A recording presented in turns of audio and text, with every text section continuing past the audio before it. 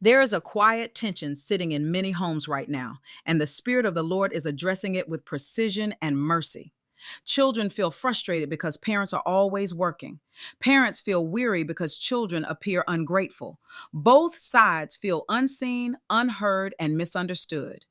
Scripture reveals that this tension is not new, it is ancient and spiritual. In the book of Genesis, Jacob labored for years to provide for his household. The Hebrew concept behind his labor is the word avoda, which means work, service, and worship.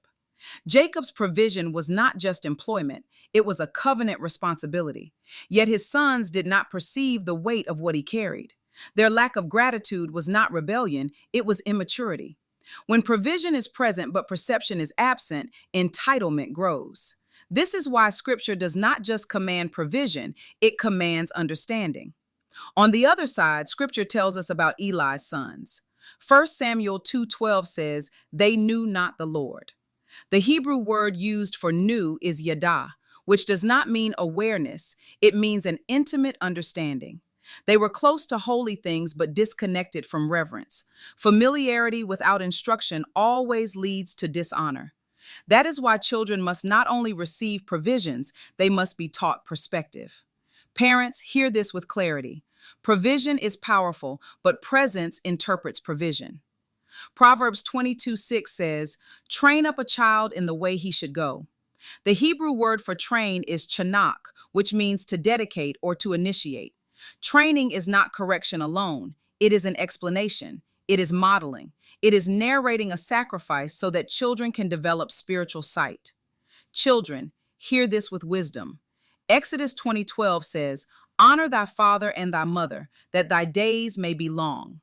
The Hebrew word for honor is kabod. It means to give weight, to treat as heavy, to recognize value. Honor is not agreement. Honor is recognition of sacrifice. Your parents' labor is often silent warfare. The hours, the stress, the exhaustion you do not see are seeds planted so you would not suffer what they suffered. In the wilderness, Israel complained while manna fell daily. Psalm 78 tells us God rained down manna, yet they tempted him in their hearts. The Hebrew word for manna comes from the phrase manhu, meaning what is it? Even provision can be despised when understanding is absent. Gratitude is not about manners. Gratitude is about vision. Most family frustration is not rebellion or neglect. It is misalignment. The Hebrew word for alignment is rooted in yashar, meaning straight, upright, ordered.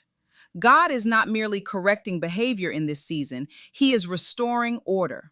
I hear the Lord saying, I am restoring divine order to homes where misunderstanding has ruled. I am realigning hearts, not just habits. I am healing conversations that were never had and softening places that hardened under pressure. Malachi 4:6 declares that God will turn the hearts of the fathers to the children and the hearts of the children to the fathers. The Hebrew word for turn is shuv.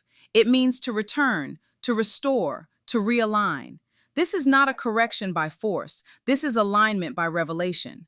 When honor flows upward and understanding flows downward, healing takes root.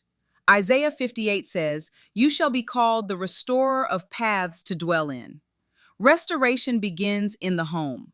This is the season where frustration gives way to order, order gives birth to healing, and healing produces peace.